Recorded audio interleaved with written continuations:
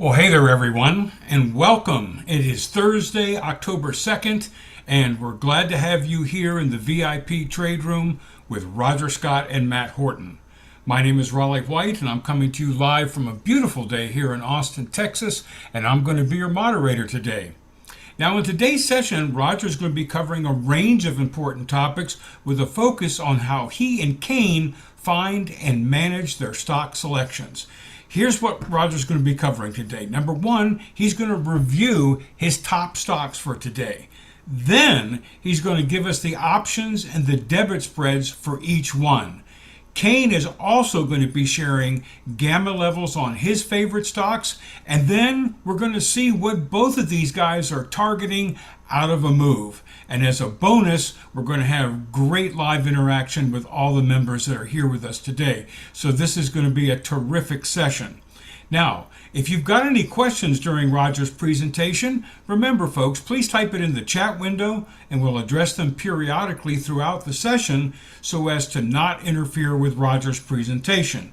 And always remember folks, that the chat is open to everyone, but we do have some ground rules. Number one, be kind. Number two, keep to the topic. Number three, no political discussions allowed. Number four, please keep your side conversations to a minimum so that the rest of us can focus on the education and information that Roger's sharing, because folks, he's here to give us an edge and to help us all become more confident and consistent in our trading activities. Now, this morning at 8 o'clock, for those of you that joined us for Roger's pre-market show, he began by sharing what's on his small cap watch list today, and today there was only one ticker, IVDA. And I've got another screen over here. Let me bring that up. And IVDA, let's see here. I don't believe it ever, no, it didn't even come close to giving us the entry that we were looking for. Let me bring it up here.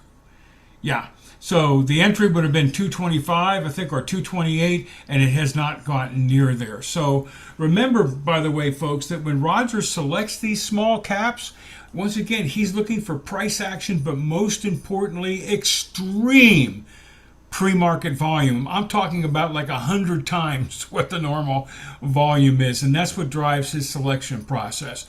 Also, remember, folks, that on these small caps, only trade them during regular market hours. And if you don't see an entry by 2 p.m. Eastern time, folks, don't even bother, right? Just, regroup and come back and see if there's something that's available for you tomorrow. And under no circumstances should you ever hold any of these small cap trades overnight, because they could really bite you fairly quickly. Now, as far as Roger's catalysts for today are concerned, and we know what catalysts are, right? It's information that is known or will be known during the day, but is not yet priced in the market.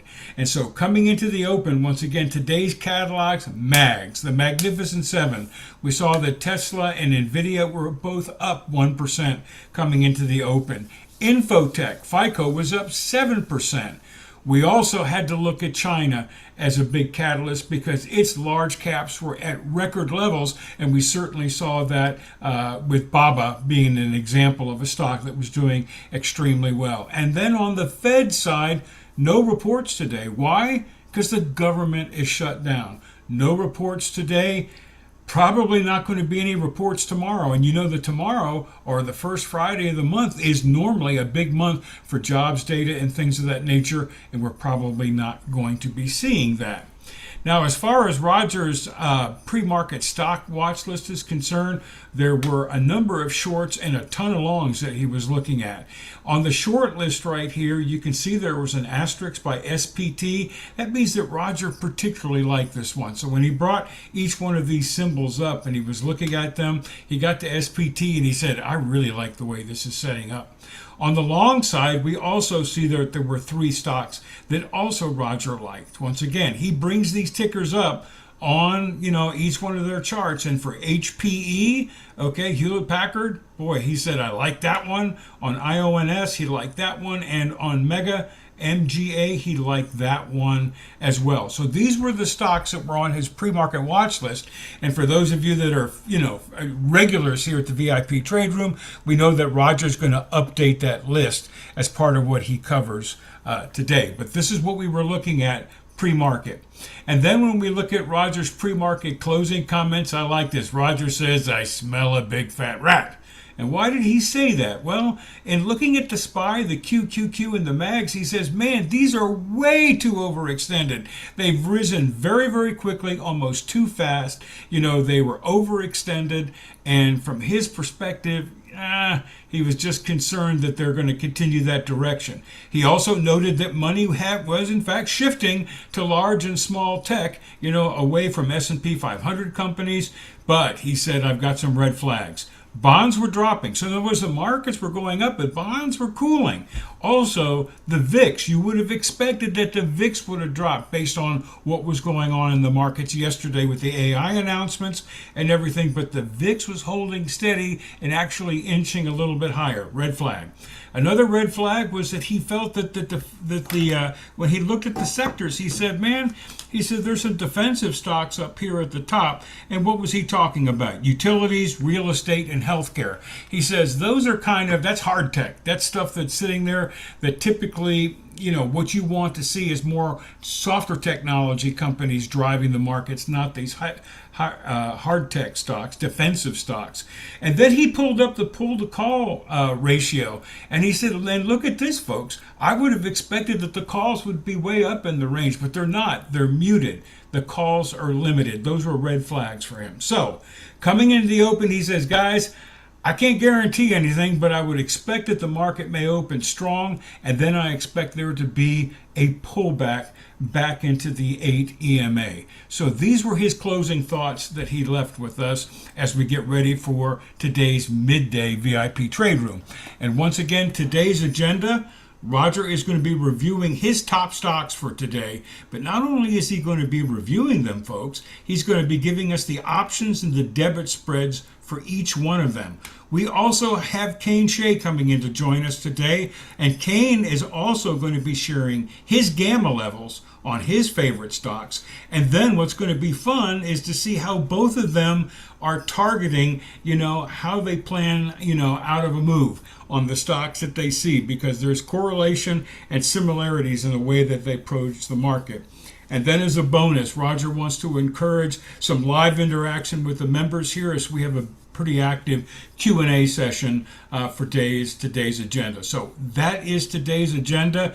And once again, folks, our ground rules are our housekeeping rules. If you've got questions during Roger's presentation, please type them in the chat window, and we'll address them periodically throughout the session so as not to interfere with Roger's presentation. The chat's going to be open to everyone, so remember the ground rules. Always, folks, be kind.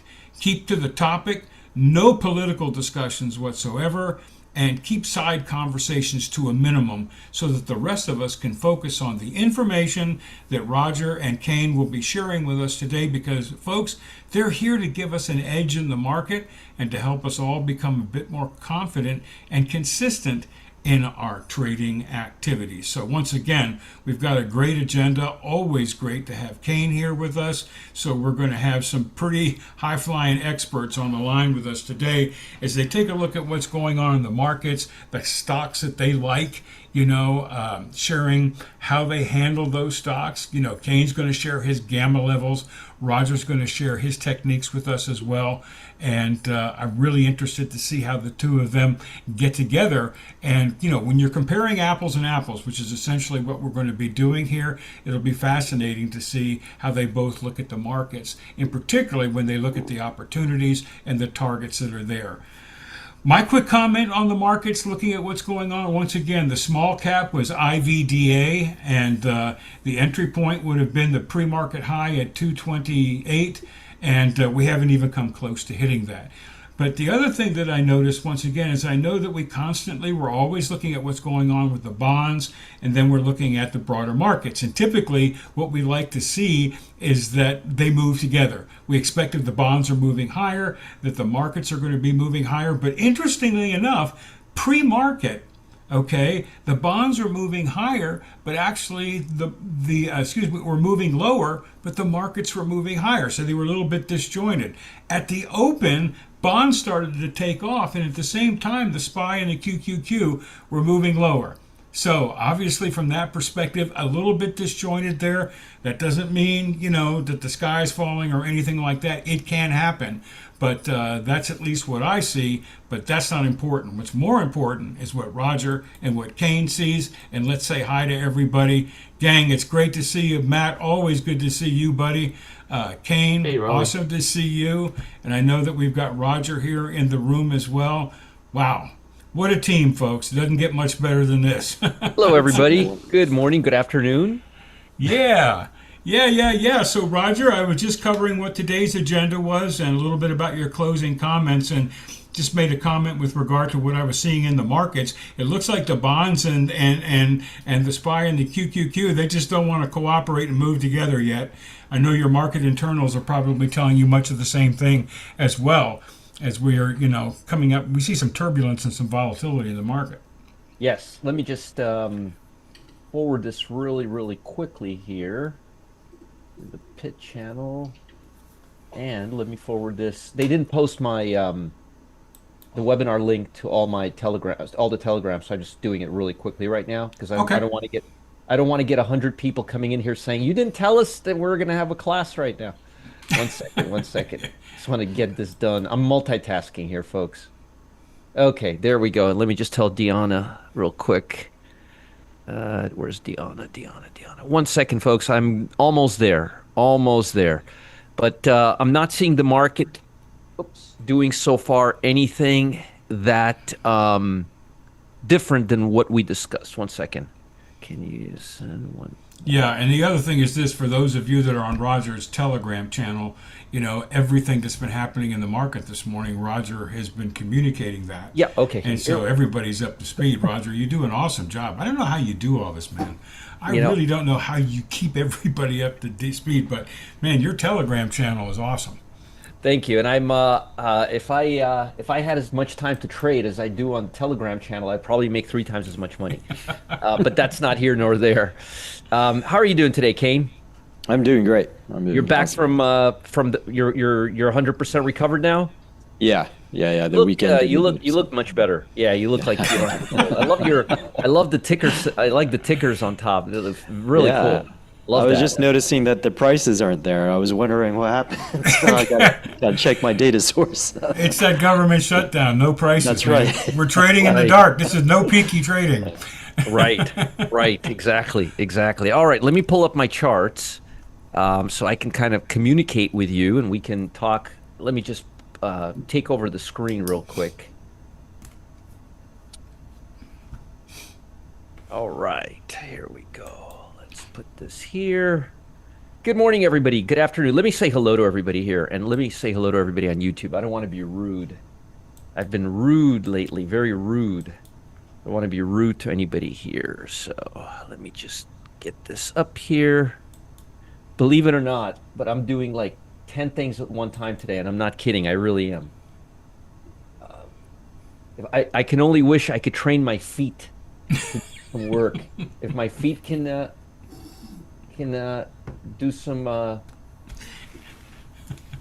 texting or something like that. I could do that, I would be. There we go. All right. Just wanted to pull up. Okay, there we go. Okay. Hello, everybody. Good day. Welcome. Thank you for being here. I do try hard to multitask while we do here. Yeah, the room is now filling up nicely. I don't think they send the alert out on time or anything. Hey, Tinia, good to see you. The Sassy Trainer's here. Peter's here. Diamond Jen is here. Mike, Stefan, Seth. Seth, Seth, I don't have it here. Matt will give you a link to customer service. Seth is on YouTube, and he's asking for a link for AZP and Trading Zone Live. So, Matt, maybe you can give him a customer service link on YouTube. That would be great. Good to hear. Good to hear, Peter. Good to hear. So, Kevin's here. Richard, Seth, Stefan, Mike, Diamond, Jen, Peter, and let's now check here. Let me say hello to everybody, and we'll start. Aloha to you too, Catherine, Bill, Gus, Roddy, Art, Michael, Claude, Bugs. Hey, Bugs, good to see you. Ann, Tinia, John, good to see you, John. Michael, sorry. Chris, Annie, Jimmy, DR, Deanna, Frank, Gitano, Petro, SB, hey Hesby, good to see you. DJ Dave, always good to see you. Penny, long time no talk, Penny. Susan, Peter, Omar, congratulations, Mr. Omar. Did you guys see Omar's latest? Did you guys see it, Raleigh? You want to see something really cool? Please share. This is really really cool. I love sharing this. Look at this here. Let me show you this. Look at this, Mr. Omar. Look at that. Oh my Nice. gosh. Nice, huh? Very nice. There's a And, lot of commas in that. I like, and then that's for the day. That's the P&L for the day. I like the average win versus average loss. Yeah, Yes, yeah. yes, Omar, congrats. Very, very Wow. nice. Very nice. Omar. Hey, if Omar can do by the way, Richard, he's been updating me. I haven't been able to post them fast enough, but I think Richard is up to the last one I got from Richard was right here. At 10K, he's way above that. Richard, I don't know where the latest one is, but if you want to forward it to me right now, in the other channel, I'll gladly I'll repost it for everybody. But let's enough with the pleasantries. This is obviously very very good. So let's talk about levels. This morning, just to give you a little quick reminder, this morning I told you I begged you all to be very very very cautious on what we're doing with the main indices, and I warned you that we're opening up a little too high, too fast. It's a little too much, too fast. I didn't say we were going bearish. The market was going to have a downturn. All I said was we were getting too far away from the 8-day EMA. I spent a bunch of time talking about it, and I even drew you a picture. I did just about everything possible to try to get you to understand why the market was overextended. So the market opened, and as soon as the market opened, what did the market do? You see exactly what the market does. Now, and by the way, not just the SPY, the MAGs. I told you to take profit this morning. The mega caps did the same thing. The QQQ did the same thing. But what I wanted to show you, and this is not I'm not trying to pat myself on the back. I really don't need that. I'm very happy with the results I've been giving for people. But look at the levels, guys. I drew these for you, posted them in the Telegram this morning while we were all in class, right? So take a look at these levels. Take a look at these levels. Take a look at these levels. None of these and I don't have to tell you that they're not new, because unless I can go back and into a time machine and go back to the future, I can't do that. I can't do that. You're welcome, Greg. So take a look at the levels. Take a look at the SPY levels. So far, we're holding the lows pretty well. Look, we wicked here. Right. We went down here. We went up to this level. And what I always tell you, areas, not levels, areas. Areas is the key. We went all the way to this area. We opened up right there. We came to this area. We came to yesterday's close. Spun a little time there. I should have put something there, but it is already a line there. That's like we're going now to the other side. Went back down, tested this area, and now we look like we're going down. And I know Matt went long somewhere around here, right, Matt? A little lower than that. Even better. So you have good positioning. Are you still in? Yep.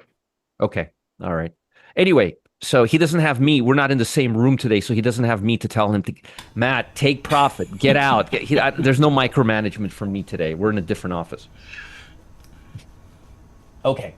So, yeah, that looks actually really good. That's a trade. UNH. Yeah, I really like this right now. I'm waiting for a pullback. I just wrote to you guys how much I like this, and I want to take it here. You know, instead of me telling you stuff, I should just point to, I should just point here. I may want to take UNH as a swing if it goes back to the VWAP, just thinking out loud. That was 1155, and then it went up instead of down. I like it right here. So, so where do we go from here? Where do we go from here? Let's go back to our daily. Let's go back to our dailies. We're not as overextended. We're not here anymore. We went as low as this, and that's not that bad. So let me give you an opposite scenario. Okay. So we opened right here. Literally, we opened right there. You could see where that is, right at the top, right here. Okay. So if we opened right here, my analysis would be completely different than us opening right here. So in principle, this area does not put us in overbought area. We're not overbought anymore. And all I said was, I want to see a natural continuation of this line yesterday. And I drew this line for you 3 days ago, 4 days ago. I didn't draw this line today. So every day you've been coming here, you've been seeing the same thing because I did not draw this today. So I must have drawn it a few days back. And look at this, it's just moving along the 15-day EMA. And I think we're just going to kind of hover around here. So my point was this. I like the market. I'm not thinking we're going to crash and burn.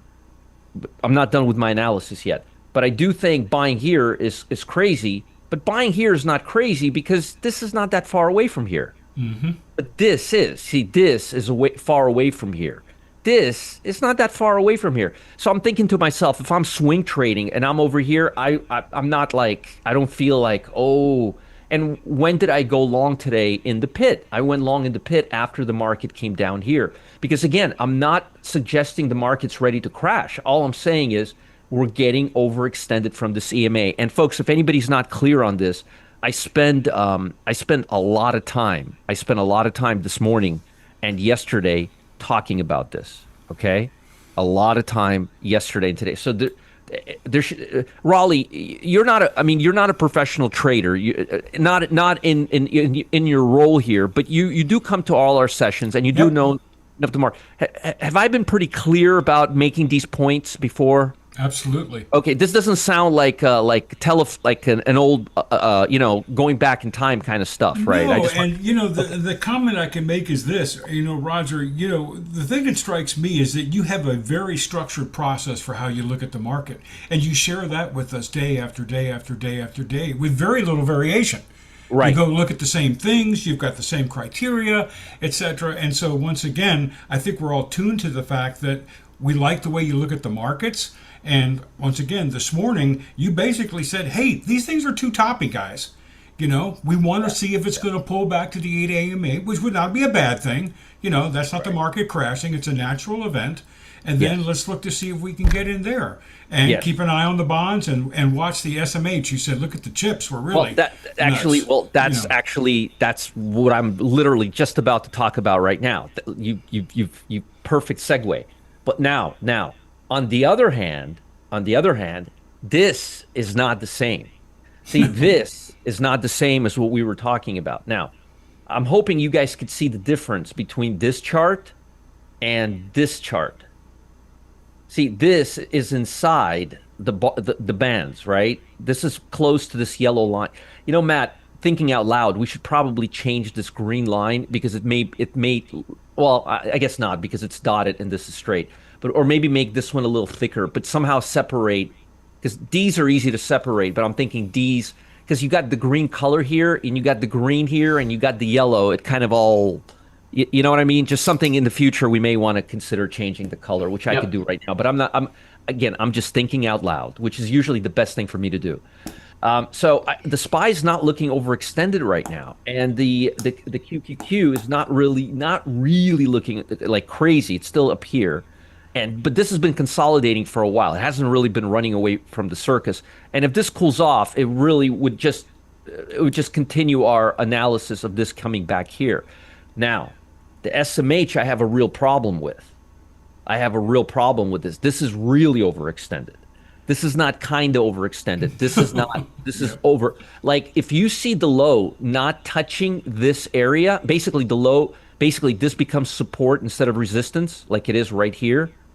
That's a red flag. That's like 2 deviation. And eventually I'm going to add another line, a dotted line, and I'm going to make it more faint than this, and that'll show you where the 2 deviation is. But that's like right here somewhere, if I had to guess.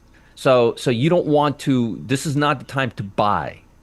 If it's looking like this, like no. Let me show you.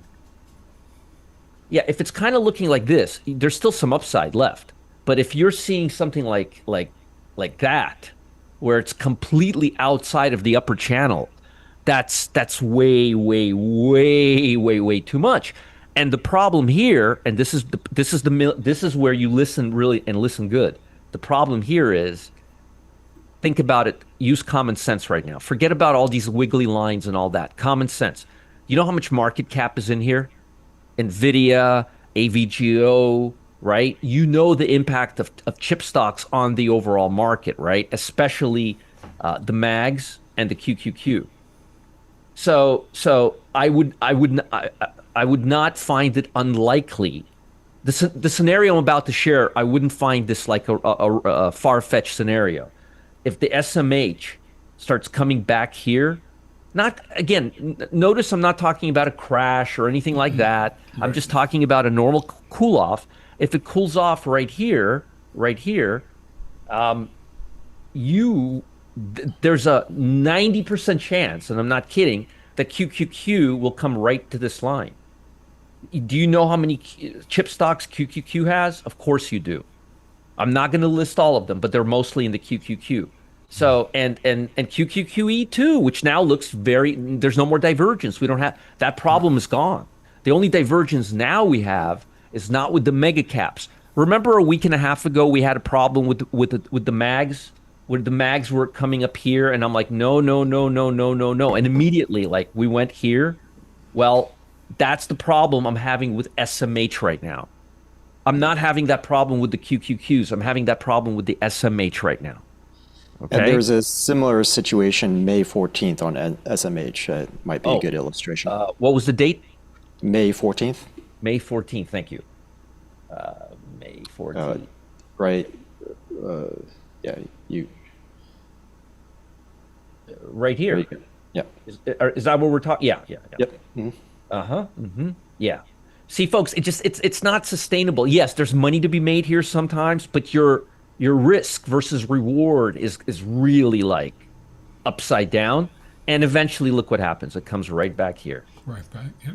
It just does. It's just the market's natural. Look, I didn't invent this game. I'm just telling you that it comes up here and then it comes down here, and that's in a strong trend. This is overdone. That's climatic. You know, that's too much. By the way, let's see how Matt's position is doing. You're still in it, Matt? Yep. All right. What's your entry price?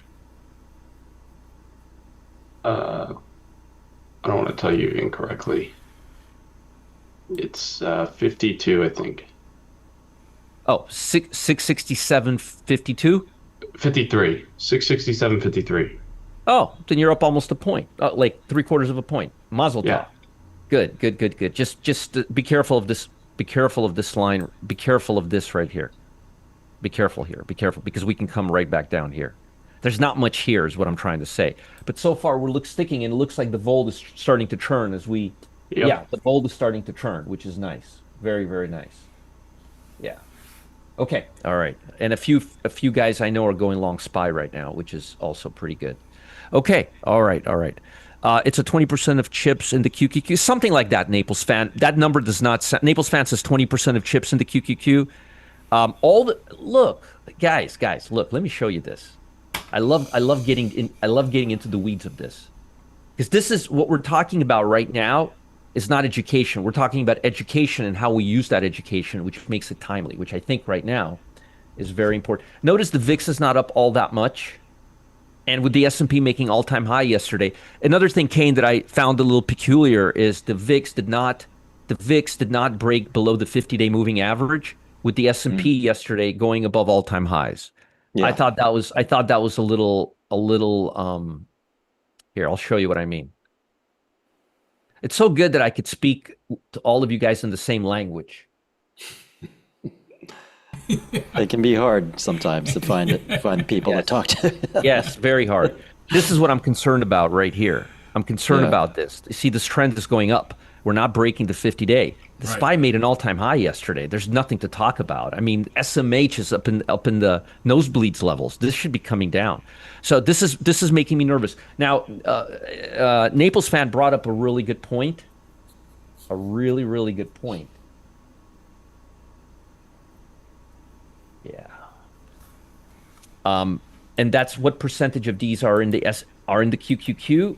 All, like 90% of them. Look.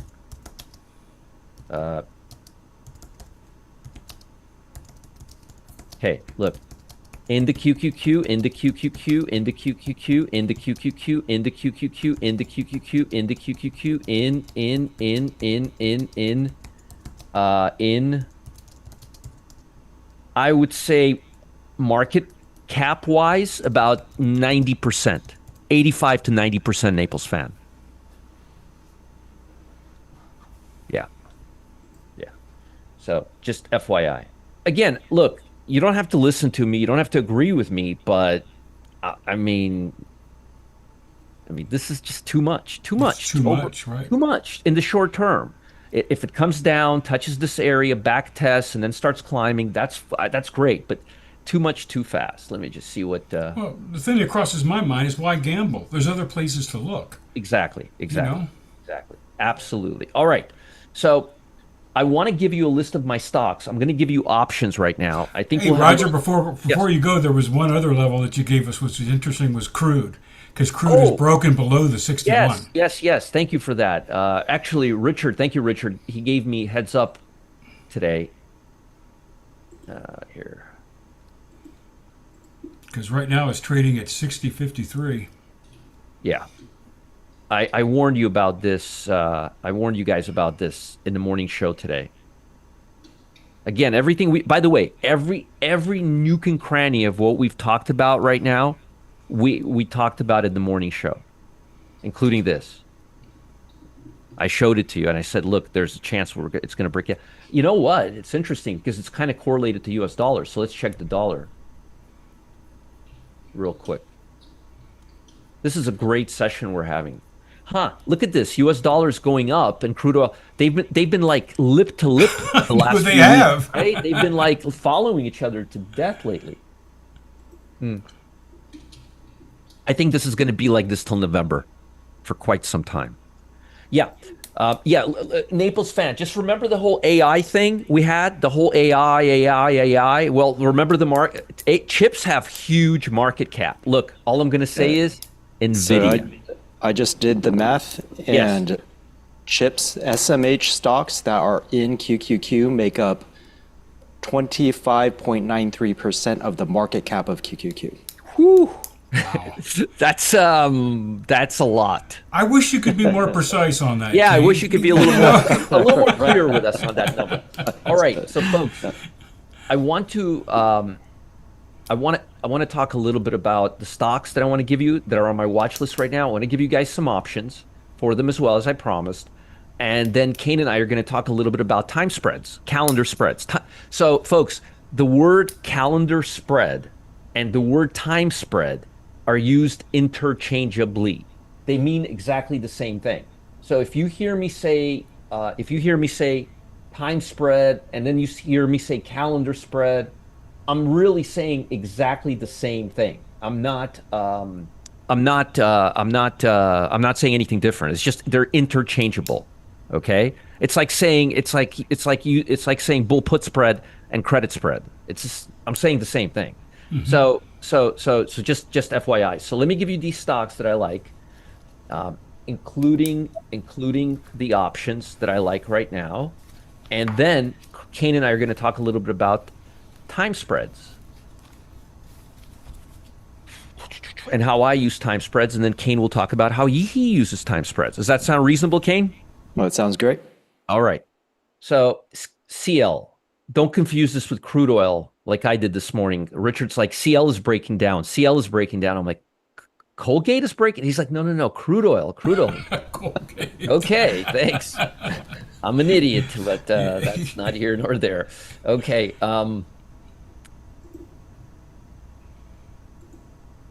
Okay, so I would go about 22 days out here, and I would go to about somewhere in this ballpark, 80, 81 put. And they're not expensive, so probably this one right here. You're only paying about $1, less than that premium. The rest is intrinsic. You got about 228 intrinsic here. So this one right here, the 81 put on CL doesn't look bad. Okay, and if there's something expensive, then I'll show you a debit spread. Okay, FI, very nice downdraft here. Again, go about 22 days out here. 130 put right here. Right there. And again, you you can always go a little further if you're more comfortable. You'll have a little more margin of safety, okay? FYI, you'll have a bigger margin of safety there. All right. PRCT. I showed you this one yesterday. It's down again.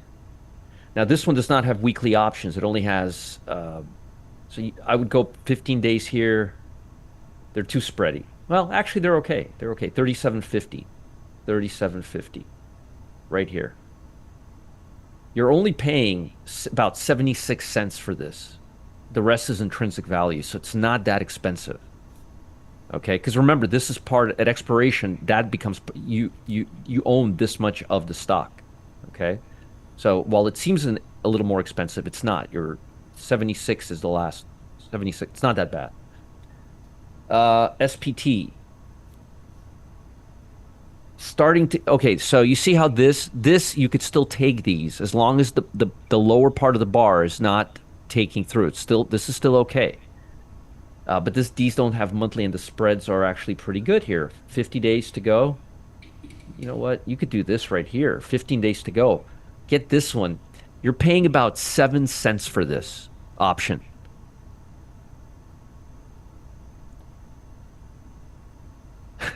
That's true, Richard. Good point. So, folks, see how many people we have here on YouTube. There we go. 15 days out. Look at this. You're paying like nothing for this option. It's all intrinsic. You're getting a really good deal here. Anytime I can buy an option and not pay anything for it, that's a great deal. Look how much intrinsic value is. And look at the cost of the option. And I believe that's the spread between this. Not bad. Huh, Kane? That's great. Yeah. Paying intrinsic. Yeah. Nothing better than intrinsic. Oh, yeah. Okay? Nothing better than intrinsic. All That's right. important. A lot of people don't understand that. I get asked all the time, like, why'd you choose that one, Kane? Why don't you choose the at the money or these out of the money ones? I'm like, the intrinsic value. You want that intrinsic value. Yeah, you want as much. See, people are thinking how much they're paying, but they're not thinking of what they're paying is actually worth. You go out of the money a little bit, you're not getting anything. Here, you're getting really good intrinsic value, which means if the price just stays where it is, the option is just going to stay where it is. It's not going to go anywhere. There's nothing to offset. Implied volatility is only priced on time premium. TRI, look at this. It's a beauty, huh? Grinder. It's a grinder right there. Right here, about 73 delta. You're paying some premium on this. You might as well just go a little further. Yeah, you might as well buy some time here. Here you go. 160 put, November 21st, TRI. Right here. You'll have to work a little bit to get this, but not bad. POWI. I have never traded this stock before in my life. It's a semiconductor stock. Now think about this. This is a semiconductor stock. Semiconductor is toppy right now, and this stock has been going down. If semiconductor gets weak right now, do you think this stock all of a sudden is going to start getting strong? Think about this. Semiconductors are screaming higher. This semiconductor stock is breaking down. What do you think will happen to this stock if the semiconductors start breaking down? Without semiconductors breaking down, it's been going down. All right. Too spready. You're gonna have to take one for the team, but it's only a $38 stock. All right, let's look at some longs. I like this stock. If I didn't come online, I would have bought this stock, and I would have been up about $4. But that's not here nor there. I'm gonna set an alert at the VWAP. Hold on. I always miss these opportunities, especially when I find them, and I still miss these opportunities. Okay, that's a nice looking stock right here. Really nice looking stock. What I would do here is a debit spread. I'm going to give you a debit spread right now. Yeah, you could still buy a debit spread. You can go 15 days out. Let's see. Let's see.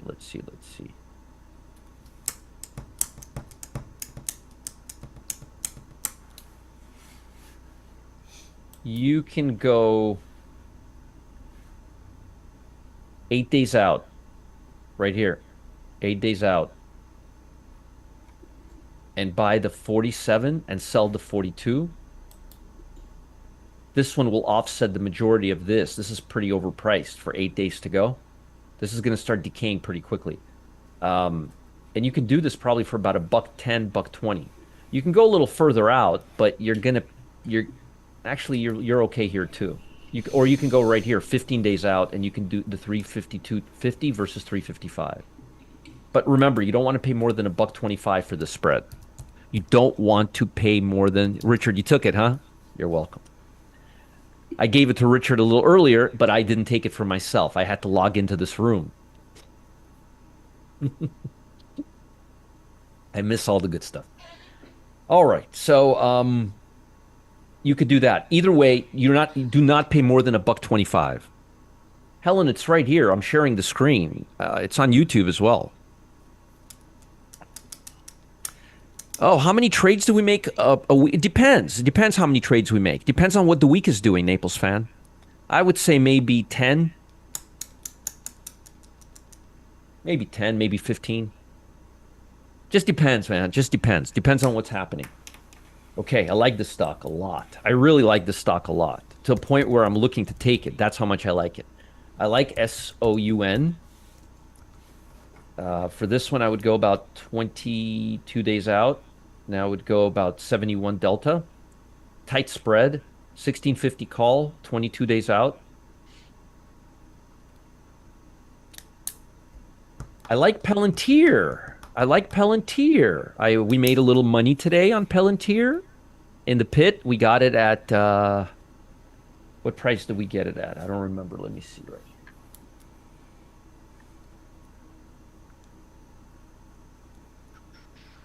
Go long Palantir, 185.68. It's at 186.27. We got out at 185.68, and we got out at 186.48. How long were we in the trade? For about 10:30 till 11 for 1 hour. So we made and the options made about 8% in that time.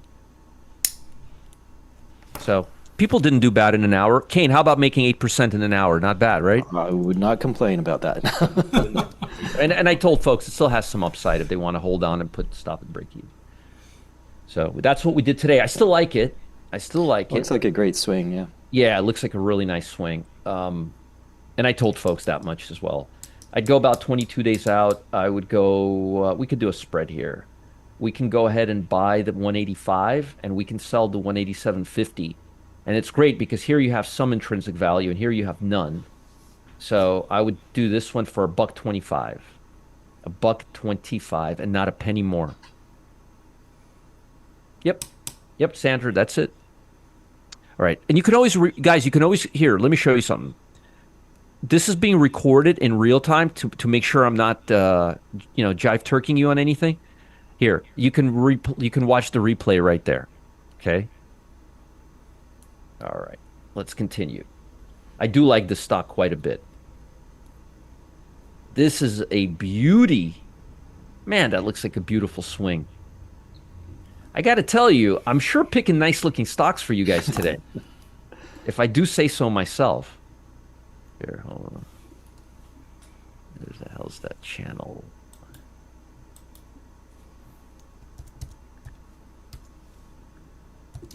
Breaks this area here. They can pop nicely right there. Anyhow, this is not expensive, so you can go ahead and let's see how much the options are. You can go about 15 days out. You know what? Don't do a spread here. Forget about it. Just do this. Just go 22 days out and buy the 71 for about $9. Or if you want to do a spread, go about 15 days out and somewhere in this ballpark right here, 67 versus 68, and you make sure you pay no more than 50 cents. 50 cents. Yes, 50 cents. Okay? 50 cents.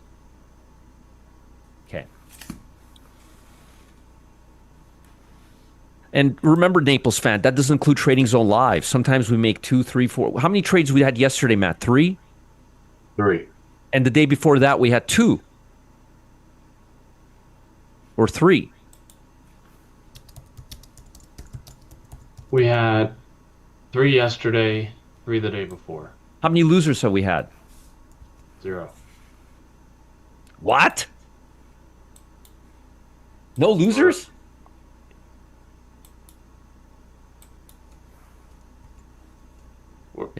We have 10 winners in a row right now. We're in the 11th. No. What a surprise. 10 winners in a row, huh? Yeah, yeah. That's a good program to have. Oh, and there's IO&Q breaking out right there. Don't say I didn't tell you. So nice swing trade right here. Do you like any of these, Kane? I like IO and Q. I love it. They actually hit my Maverick scanner this morning, and then so that's a great one. I love POWI, that short right there, and UNH looks great as well. Yeah, UNH looks good. Matt, do we have room for any place for the IO&Q? We might. I'll take a look. Take a look. Just write it down for yourself, okay? Okay. Oklo. Man, that looks good. Look at this, right in the gap. Folks, I'm trying to give you value today. Giving you some really good stocks. These are really A-class stocks. I would go right here about 15 days out, and I would do right here 125 versus 126 for 50 cents. Do not pay more than 50 cents. If you have to pay more than 50 cents, do the 125 versus 127. That one you could do for sure. Matter of fact, just do that. 125 versus 127, and make sure you don't pay more than $1. You're welcome, James. You're welcome. I've been known to make good calls at times, James. At times. VSAT. Now we wrote the stock off our list. It's coming back. It's coming back, and I think it's going to come right back into the 33 area.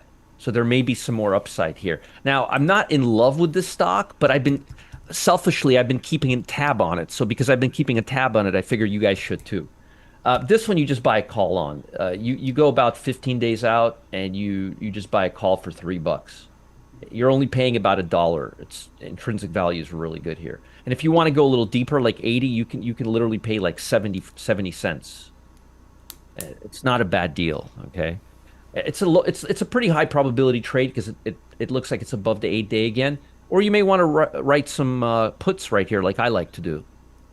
We've been doing really well on that too. Oh, let's see how the SPY's doing.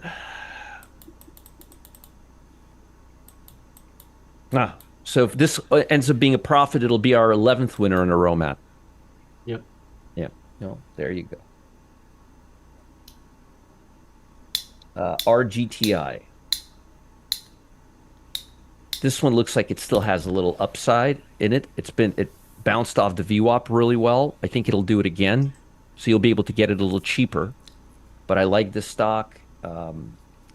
15 days till expiration, about 69 right here, 32 call. Or you could do a spread.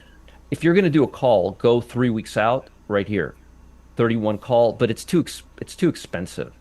My suggestion is to go 15 days out and do a debit spread. Oh, by the way, everything I gave you today is a debit spread quality. I would do it somewhere right here, 36, 37, or maybe 35, 37. If you're going to do 35, 36, make sure you pay no more than 50 cents. According to this, you should be paying less than 50 cents. But if not, you could do 35, 37 and less than $1. Remember, you want to pay less than 50% of the distance between the spreads. Okay?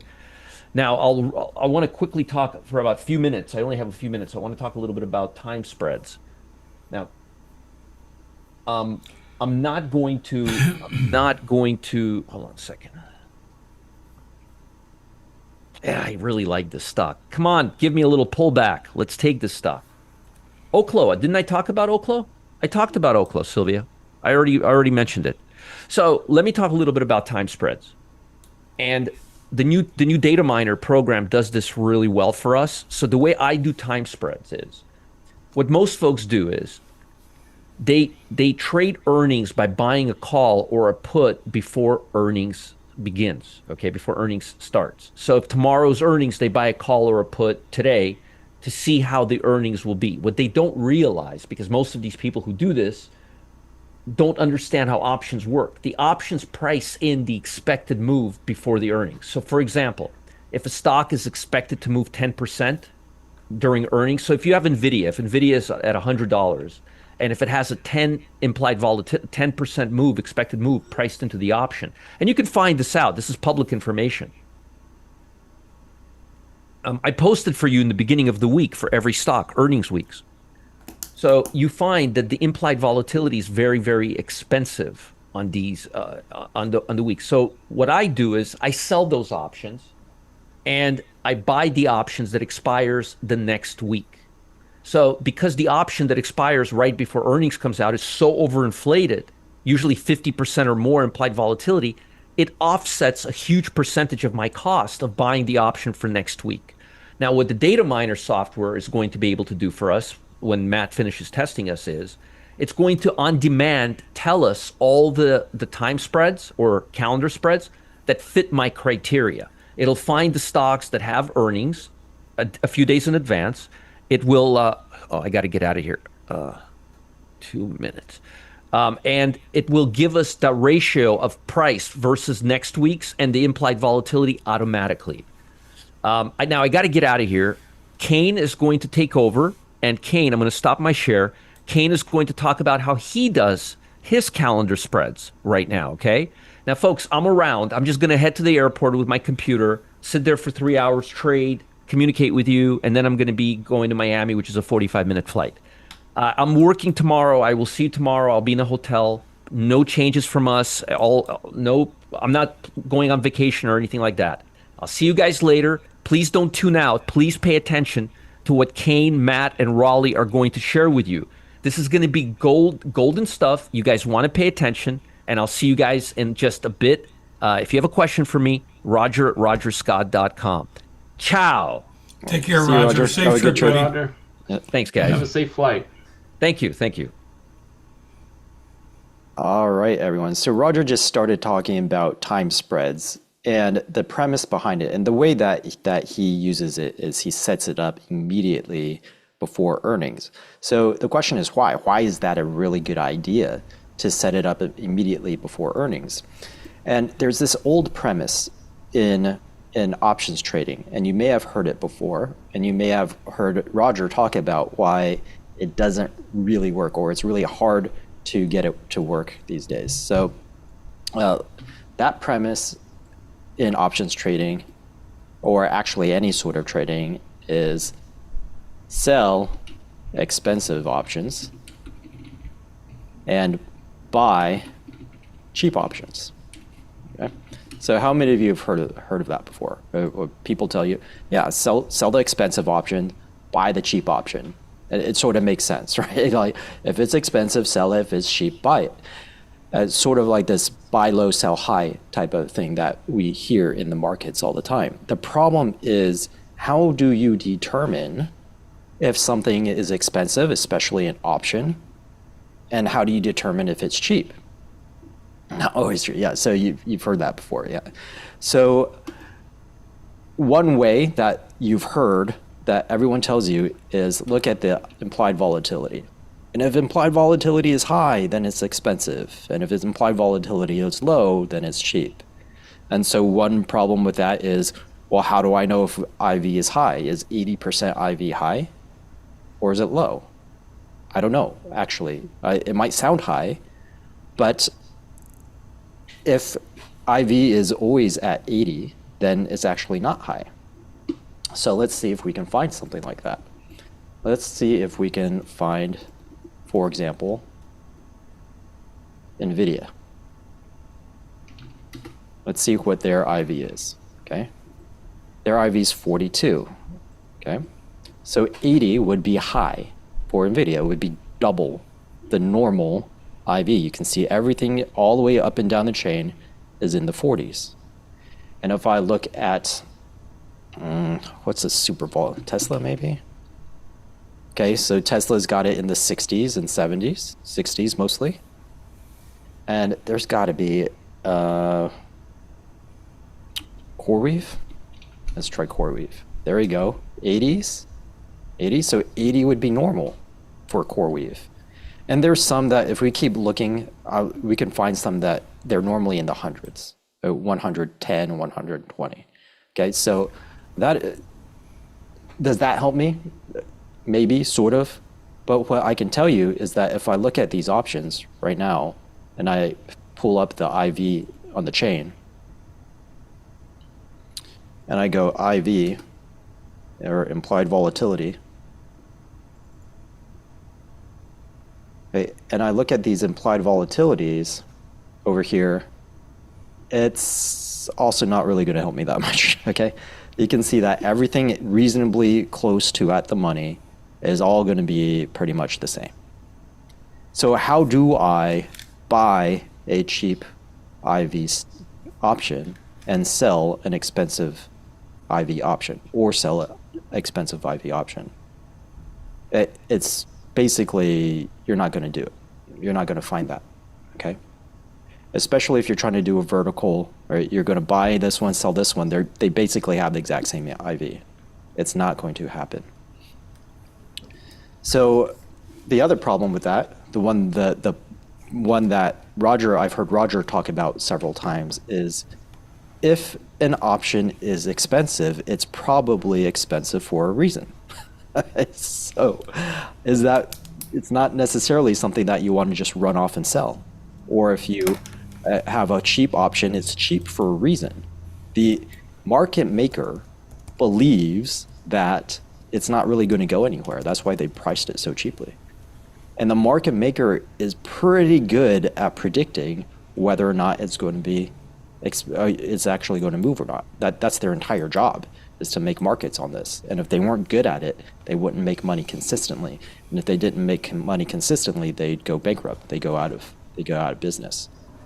So how do you actually go and sell expensive options and buy cheap options?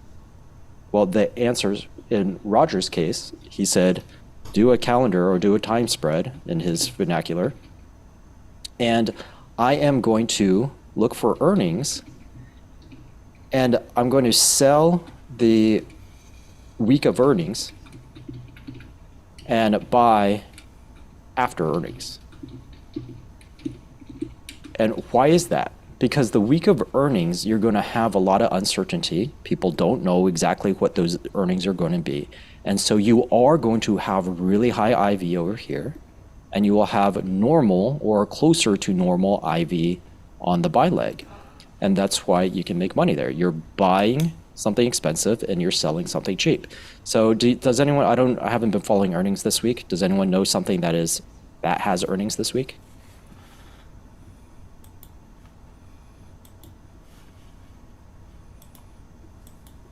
I guess I could look up real fast. I'll do that for you, Kane. Okay, great. Thank you. Let me look in the background here.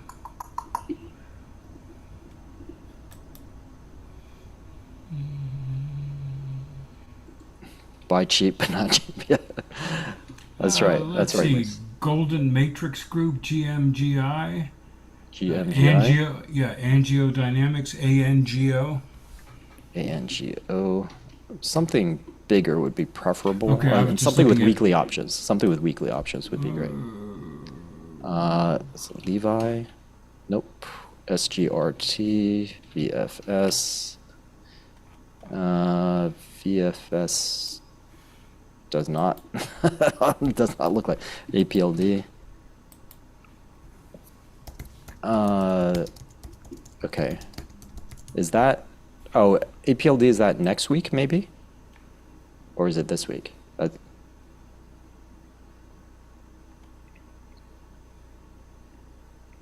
Nike already had earnings, so that's not going to be super helpful, but you can see, okay, in Nike, you can see it a little bit where Nike already had earnings. So the closer volatility, you can see it's still elevated. It didn't come all the way down after earnings, but it's still at 50%. And next week it's at 35. And every week after that, it's like 32 to 35. Okay, so next week is already normal. This week is still elevated, even though earnings already reported. So before earnings, this is probably above 50%, probably 60, 70%. Okay, so yeah, APLD next week, that's what it looked like based on the IV. How did I know that? Because I've got 150 right here. I've got nearly 200 right here. And then after it drops to 166 and 146. And then the rest are about 120s. Okay. So this is also an example of where the normal is in the hundreds on the IV.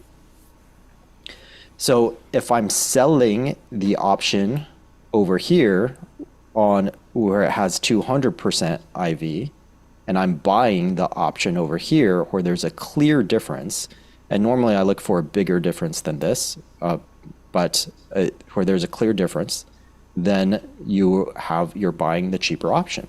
And that makes for a really great calendar spread or a time spread, because you're buying something cheap and you're selling something expensive. And that way, even if the price goes nowhere, you're going to make a lot of profit. And if the price moves, you still have a very wide range of break-evens where you can make a profit. So let me do that real fast with model that up on OptionStrat. So if we build a calendar call spread on APLD,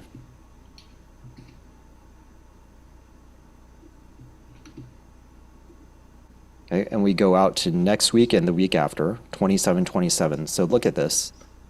Okay, it cost me 50 cents to get in, but my max profit is $200.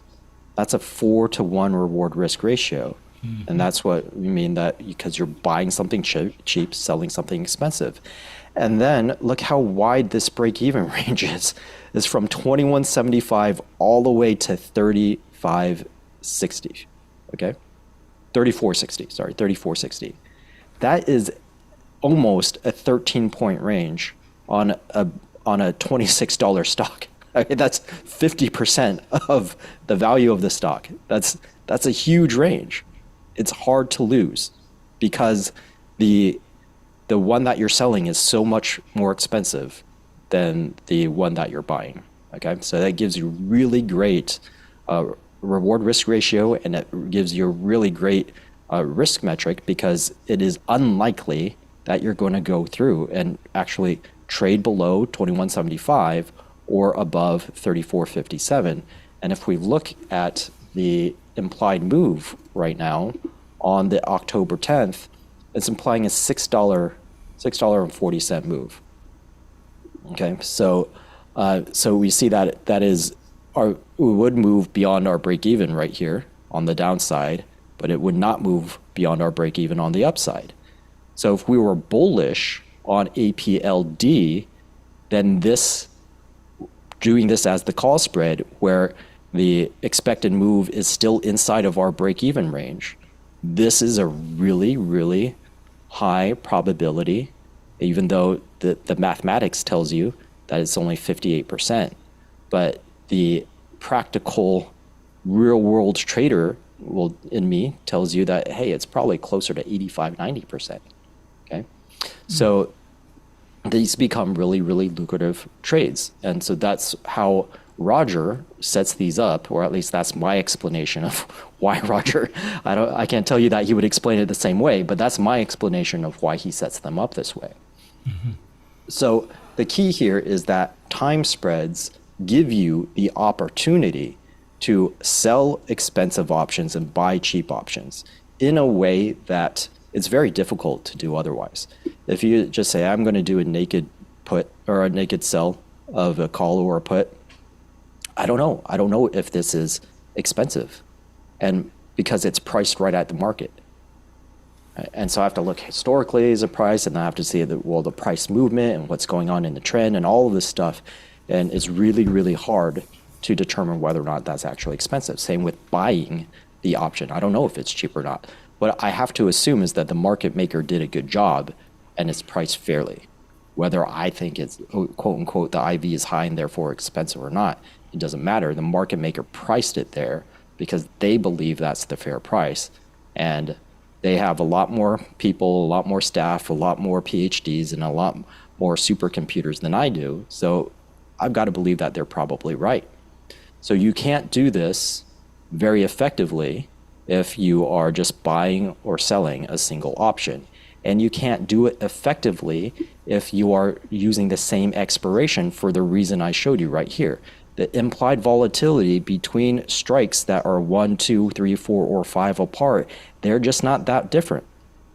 They're not that different. 162 versus 161% is not that different, okay? 163 versus 163% or 161% is not that different. So I cannot effectively sell cheap, buy expensive if I'm choosing the same expiration date.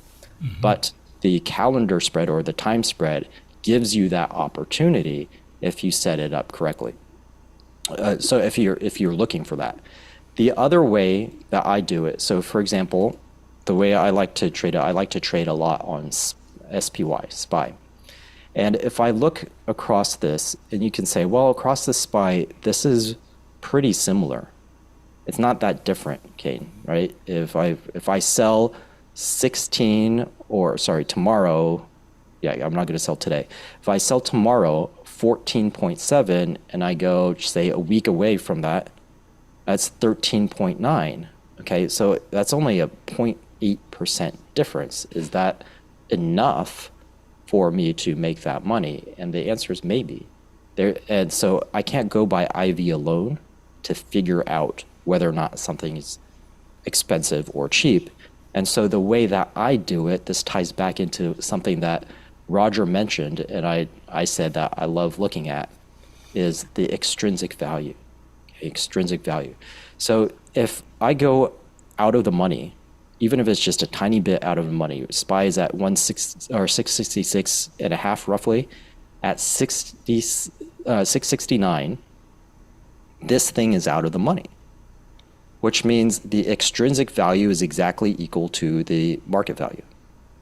There's zero intrinsic value. That is like saying, pay me $20 and I'll give you a black chewed piece of gum on the floor. Like, why would I do that? Why would you do that? Why would you give me $20 for that? It has zero value, right? I mean, you can't even, it's not even like a stick of gum where you can at least chew the gum and you got something back for your $20. Where the further I go in the money, then what we're saying is at least you're getting something back for your money.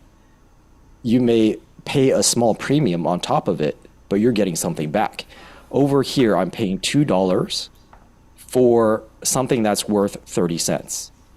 I'm paying a huge premium. But if I go over here to a 70 delta like Roger likes to use, or I'll do 73 delta, I'm paying $4.30 for something that is worth $3.40. I'm getting something back. Okay, so it's like getting a piece of collateral. If I pay $20, I get a $15 coupon.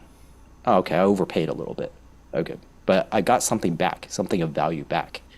It's like the bank giving you, $800,000 for your $1 million home. Right? They get the collateral. They get first dibs if you stop paying. They get your house back. So we're basically getting collateral if you go in the money. You get some value back for the money that you paid. So the intrinsic value here is the key. What am I paying extra on top of what this thing is actually worth? And so what I like to look at is, what is the extrinsic value divided by the expiration? How many days I have left to expiration? Okay, so that is the metric of how expensive something is. So if I go at the 669 on October 3rd, okay, I'm paying $1.40 for 1 day. So I'm paying $1.40. If I go 1 week out, so another 8 or to the 10th, and I look at that 669, we just looked at 669, right? Not 668. I think, did I mess that up? Let me look at that again. So if I look at 669, yeah, $1.43. Okay. So to the 10th, 1 week after that, if I go to 669, I'm paying $4.48. I'm paying more, but per day, I have to divide that by 8 now. Okay. That it works out to be a little over 50 cents. So $1.40 versus 50 cents. So if I do this time spread, I am actually buying something cheap at 50 something cents and selling something expensive at $1.40 something cents. And that's how I start to construct and evaluate my time spreads. And that's exactly what I do in my morning payout program. So every day I do time spreads, and we go overnight, and we target, like this morning, maybe not like this morning, but basically on SPY, we'd say, hey, let's do a time spread, and let's look for something cheap and to buy and something expensive to sell. And over the next day, because I'm doing the next day expiration, just like the example I just showed you, well, over the next day, as long as it doesn't bust out of this huge range that I have for my break-even point, I'm going to make some profit.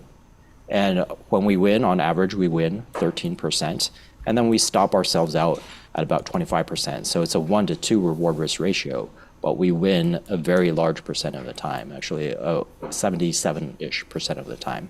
So that's how I like to trade time spreads. And Raleigh, I think we have. So if you're on YouTube right now, you should come over to the Zoom channel. Yep. Because we're going to show you exactly how I construct these, how effective they are, and they get to, and it's really, really great for compounding. I don't know if we talk about it in the presentation, but I just want to show you something real fast. Actually, Ken in the chat a little bit earlier, he was giving everyone a nice little history lesson, and he was telling us why time spreads used to be called horizontal spreads. And the reason why, is this not going to move over?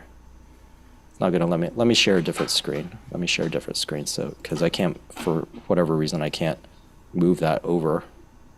So I'm going to stop my share, and I'm going to share this screen over here. Okay, and so most brokers, not Thinkorswim, but most brokers, what they do is they list the strikes up and down, and they list the expirations left and right. So a vertical spread is called a vertical spread because you are changing the strikes. You're buying one strike, selling another strike. So you're moving up and down. You're moving vertically up and down the options chain. A time spread was called, and sometimes it's still called, a horizontal spread because you're not changing the strike, but you are changing the expirations. And so you're moving horizontally across the options chains. So, and then if you have a diagonal, then you're moving both. So you're moving both vertically and horizontally, and that becomes a diagonal spread. Now, the reason why I decided to show you this account, because I briefly mentioned compounding. Mm-hmm. And you can see this account is labeled 1K. It started out as $1,000 example account and is currently at 4,456. I started this in May. I don't remember exactly which day in May, and it's now September. So it's just call it 4 months, or it's October. Call it roughly 4 months, and we've quadrupled, more than quadrupled, 4.5x'd this account using a compounding strategy on the morning payout program. And there's very specific reasons why this strategy in particular is really great for compounding. I'm pretty sure we talked about it in the presentation, but I can't guarantee it. So it's definitely a great presentation to listen